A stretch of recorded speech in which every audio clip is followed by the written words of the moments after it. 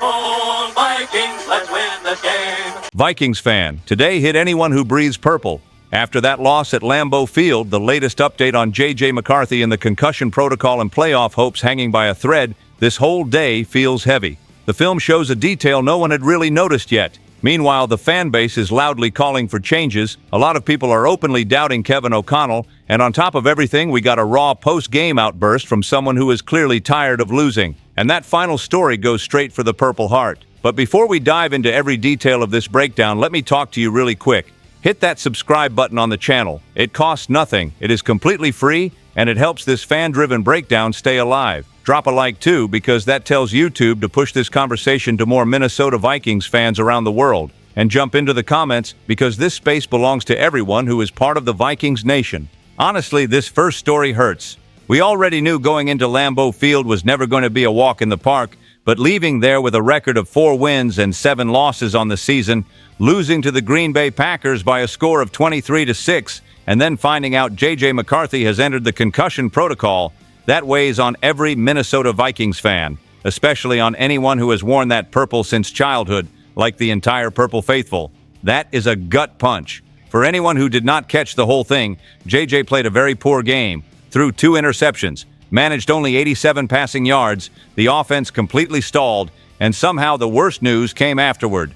On the flight home, he reported symptoms, and Kevin O'Connell confirmed that the kid was placed in the concussion protocol. That immediately flips on a massive warning light, because next week is a road game against the Seattle Seahawks, basically a do-or-die matchup if the team wants to keep even a slim playoff chance alive. O'Connell was very straightforward but also very cautious. He said they are going to follow every step of the protocol, that there is no way to say yet if JJ will play or not, and that he is going to leave the decision with the medical staff and the player himself. And to be honest with you, that is the right call when we are talking about health. A concussion is not a joke, especially for a 22-year-old quarterback who has been taking a lot of punishment physically over the last few weeks. But this is where the fan side kicks in. The defense has regressed compared to last season, even with big-name additions like Jonathan Allen, Javon Hargrave, and Isaiah Rodgers. Special teams have slipped too.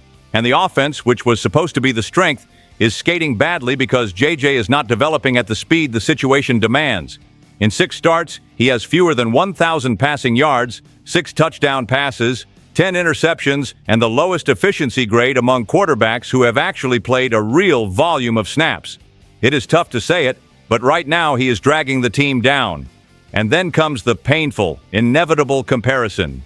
Sam Darnold, who rescued Minnesota last year, is now in Seattle with 8 wins and 3 losses, pushing that team toward the postseason. Minnesota let him go, bet on the future with JJ, and so far that future looks way cloudier than expected. I get it. 2nd year in the league, first as a starter, serious rookie year injury. There is context, but the National Football League does not wait for anyone. In the stands, the feeling is split. Some people want to protect JJ at all costs. Some are begging for him to be benched immediately. Some are already talking about another quarterback for next season.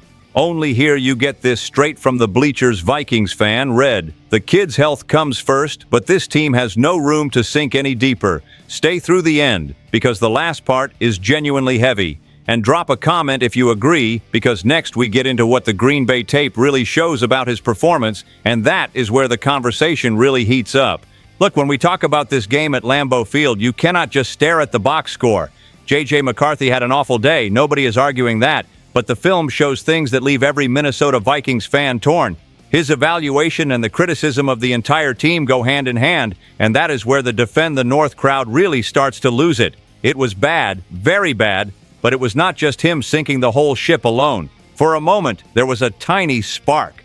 On the first drop back, he hit Justin Jefferson in rhythm on a dig route for 15 yards, everything on time. After that, downhill. 3 straight incompletions, a badly executed screen, pressure arriving in a hurry, Micah Parsons making Christian Darrisaw look ordinary. To be honest with you, when even Darrisaw is getting worked over like that, you know the afternoon is going to be long. The snap that bothered me the most was that 3rd down and 9.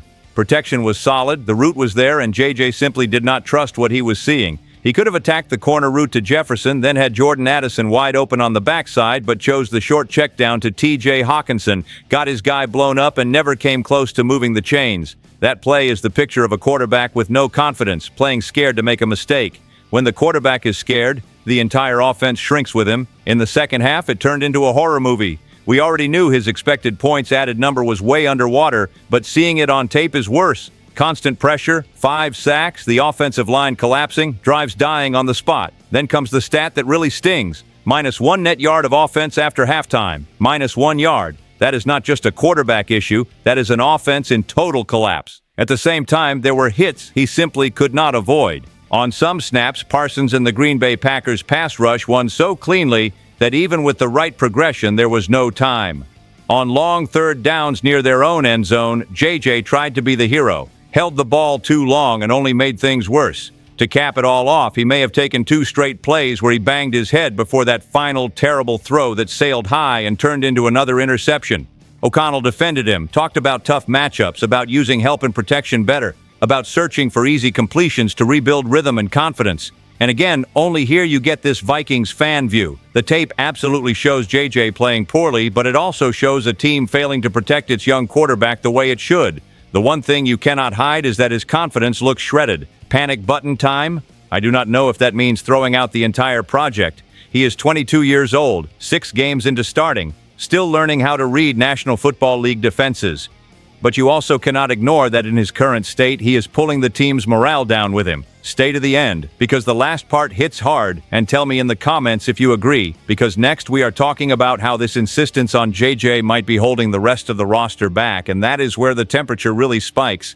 You know what bothers me the most in this whole situation? It is not just JJ McCarthy playing poorly, it is the weight that his struggles are putting on the other 52 players on the roster. We all love the idea of protecting a young quarterback, I get that, but at some point the Vikings nation looks at the field and asks, is it really worth sacrificing everyone else for this project right now? It is hard to say out loud, but that is the question hanging in the air. Kevin O'Connell keeps going back to that line that an organization fails a quarterback before a quarterback fails an organization. It sounds great in front of a microphone. It is a nice theory, but honestly today it feels like he is failing the rest of the team by stubbornly riding with JJ. Jordan Addison heading into a crucial contract year and getting targeted once in a game like this? TJ Hawkinson with no real chance to show his value? The defense gassed because the offense cannot sustain a drive?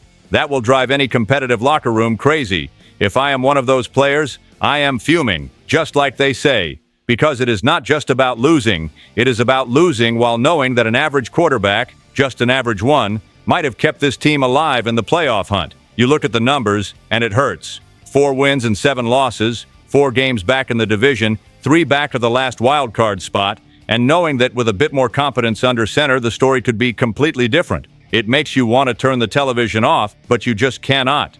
Look at the recent stretch. In Green Bay, the defense gives up 2 touchdown drives and hangs in there, but the offense never responds. The week before against the Chicago Bears, only 19 points allowed and still a loss because the offense stayed stuck almost all afternoon.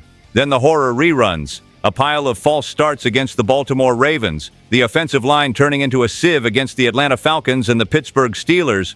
All of that matters, of course, but the real turning point is that after getting to 4 wins and 4 losses with a road win in Detroit, JJ tumbled into a catastrophic stretch that pulled the team's spirit down with him.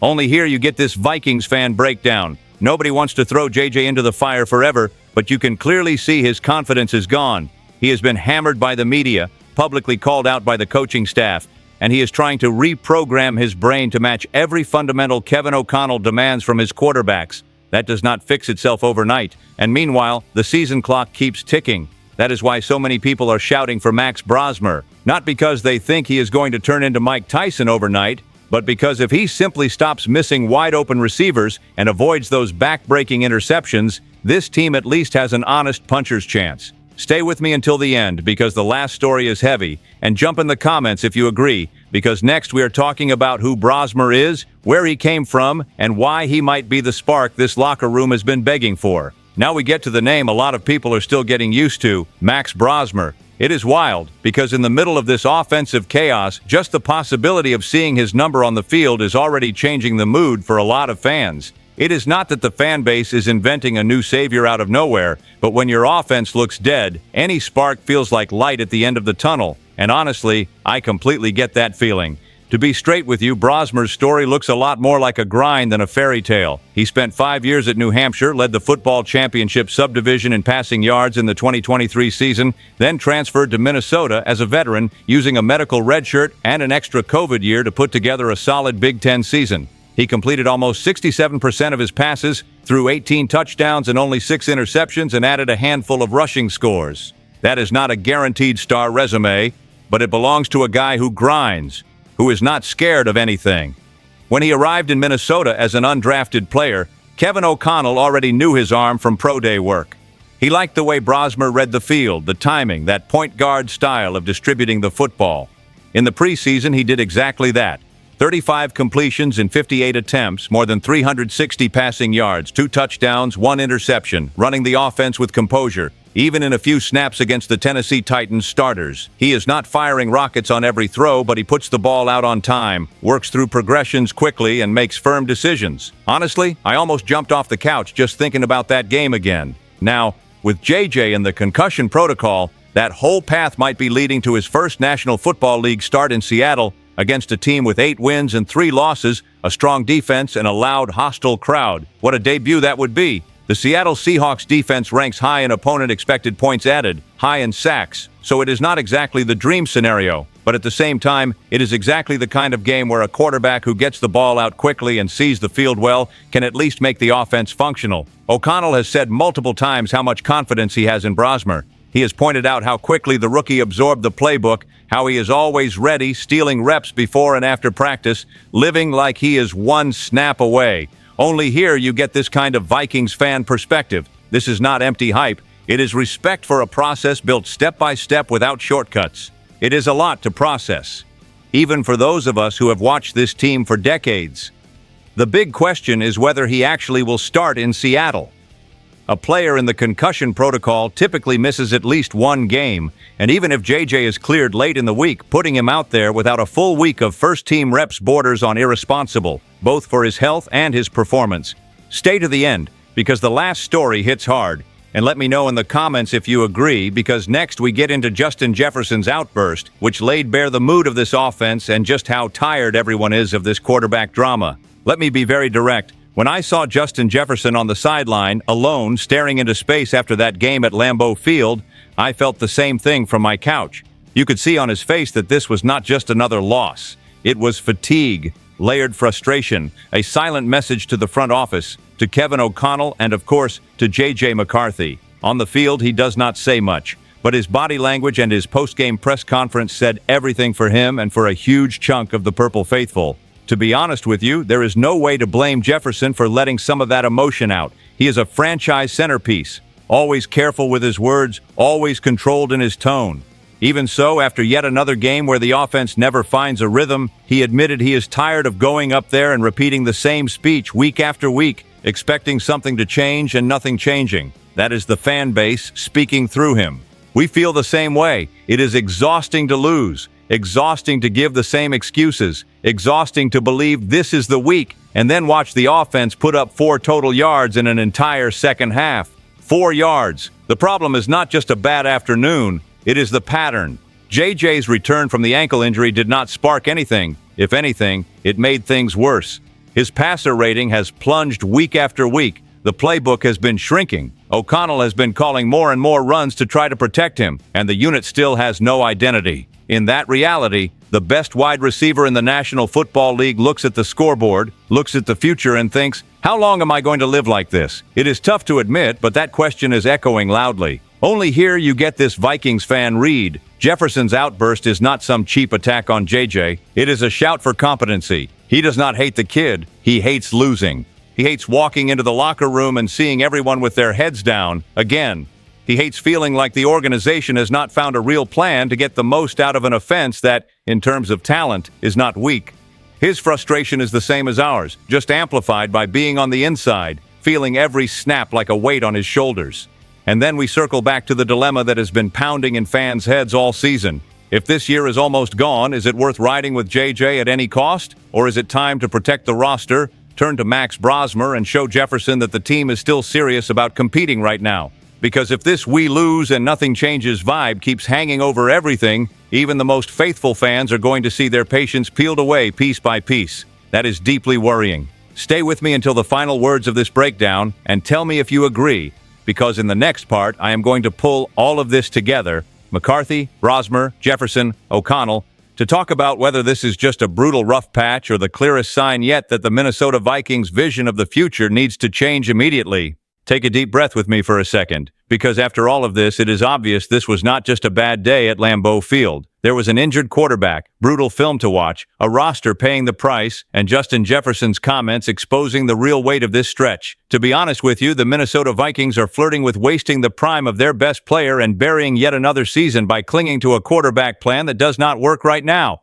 This is not about giving up on JJ forever. It is about maybe giving him a breather, turning to Max Brosmer and demanding that Kevin O'Connell make real adjustments on the field. This team hits us in the feelings every single day, so stick around for the next video and jump into the comments because this space belongs to everyone who defend the North. Stay tuned. SKOL Vikings, let's go.